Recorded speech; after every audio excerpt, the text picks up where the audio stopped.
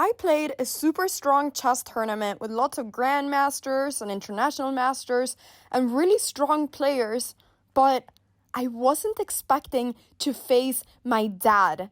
In one of the later rounds, I got paired against my grandmaster dad, and even though we've played in a lot of tournaments before, I've only faced him once in my entire life in an actual official setting. So this was my second time ever playing against my father. Now, today is his birthday, so please wish him happy birthday in the comments. But anyways, let me show you what happened. So I was sitting by the table and I was kind of smiling. I couldn't really believe that this was actually going on. And after a little while of us waiting for the game to actually start, we shook hands and started the clock. And it always feels weird to do that with your family because, yeah, like I know him so well and there we are facing each other in a proper setting. So anyways, I waited a little bit, then I started the clock and then I played d4. So he played knight f6, I went c4, and he decided to play one of his really weird lines. And my father is known for playing really strange openings. Like, my dad just loves playing a lot of random stuff. I was kind of smiling here and there because I just was laughing at the situation. My dad is also super fast, as you can see. Like, he kept responding super fast to every single move. So anyways, he played b5, and this is a pawn sacrifice. But my dad loves sacrificing his pawns on the side of the board because that will leave it to him having more play, and he loves that. So my dad, he was known to be the Spanish Tal, which Mikhail Tal was one of the greatest tacticians of all time. And my father, at his prime, was also, one of the most amazing tacticians. He's always been such a good tactical chess player. So here we're taking a bunch of different stuff. He took my pawn on b2. I took the pawn back, and then he went for this check. And of course, I only had one move to do. We traded queens, and here I was honestly pretty happy. I thought that this was quite a good position for me. But I also knew that, anything could happen, obviously.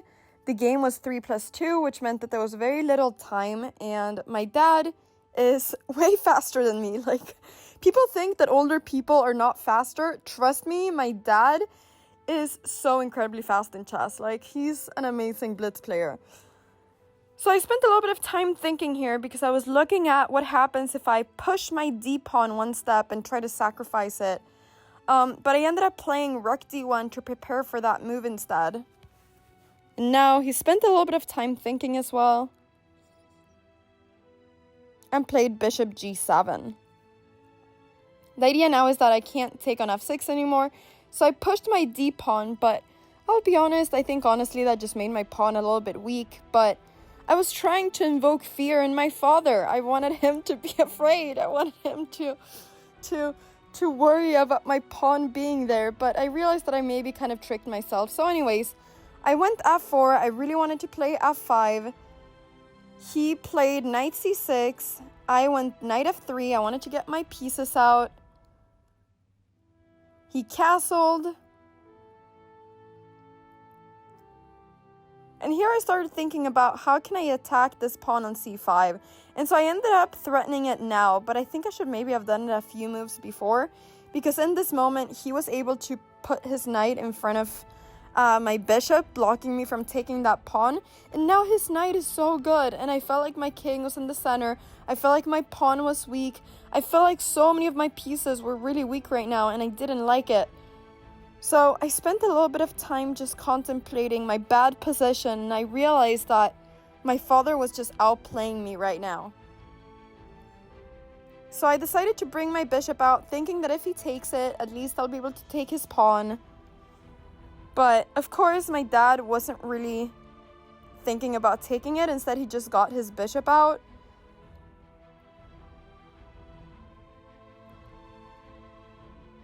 Now he's kind of threatening to maybe take my knight and get these pawns to be doubled.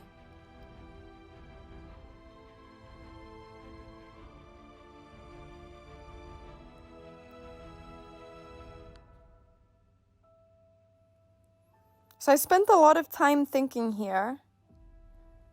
And I ended up playing rook f1. I wanted to defend my knight with my rook. At this point, I completely forgotten I was playing against my father. I was just thinking about the position. I was just so into the game that I was completely forgetting about who my opponent was. But every time I kind of looked up, I was like, this is my dad. Anyway, so he played rook c8. He wanted to defend his pawn as well.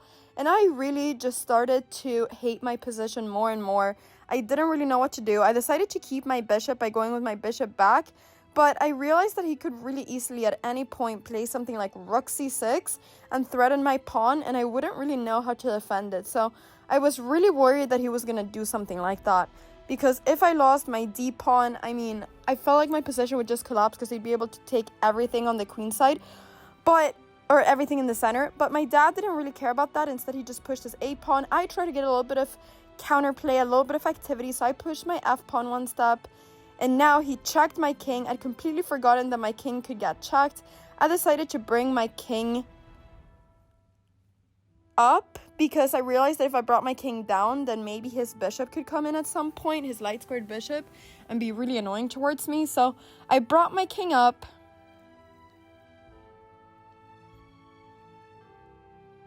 I really wish that I could see what my time was here, but the clock was on the wrong side of the camera. And I didn't want to ask all my opponents to put the clock on the other side because it was an official chess tournament. But I guess I could have with my dad.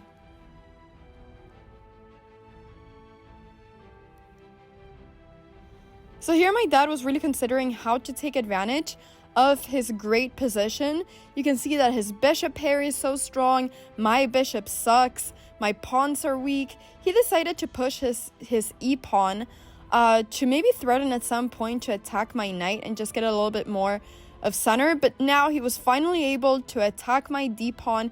He put his rook on a6, a very safe move, threatening my pawn. I decided to go completely crazy on the king side because I thought there's nothing else I can do.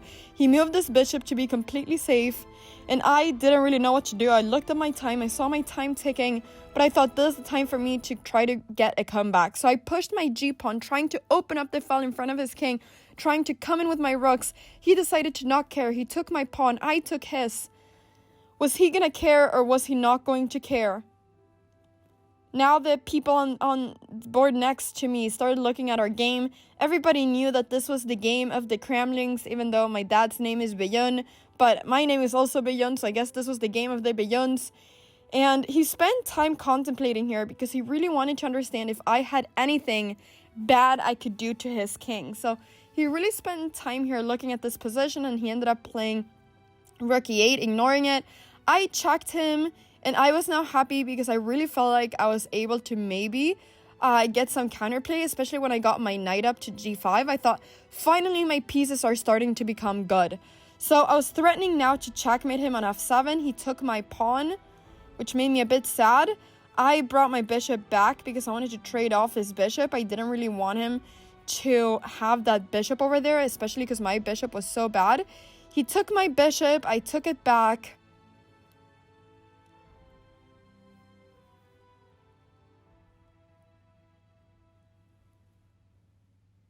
And now he played the move d5. He really wanted to open up the position in front of my king. I attacked his knight. He checked me. I brought my king back. He wanted to start rolling with those central pawns, but I wanted to make life difficult for him here. So I played bishop e4. Okay, this sounded so weird. It's my dad. I don't want to make his life difficult, but on the chessboard I do. So anyways, he took back. I brought my rook in. He got his knight into d6 as well. I decided to defend my pawn. He started taking my pawn. I attacked his knight. And now I only had a couple seconds left. And he blundered his knight. But when I took it back, I realized that my time was gone. And I had lost on time. I was so shocked by him blundering his knight that I didn't realize that I was losing on time.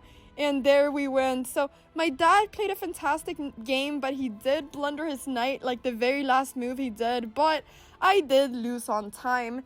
And so I ended up losing to my father. He ended up having a fantastic tournament, but I I also had a great tournament, and there's some games from this tournament that I'm really excited to show you. So let me know if you want to see any of the other games that I played here.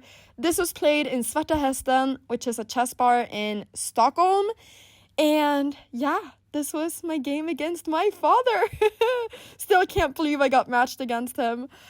Anyways, I hope you enjoyed this video, and once again, wish him happy birthday. He's turning 75 years old today, so wish him a very happy birthday. It's a very special day, and yeah, I'll see you all in my next video. Thank you so much for watching. Bye-bye!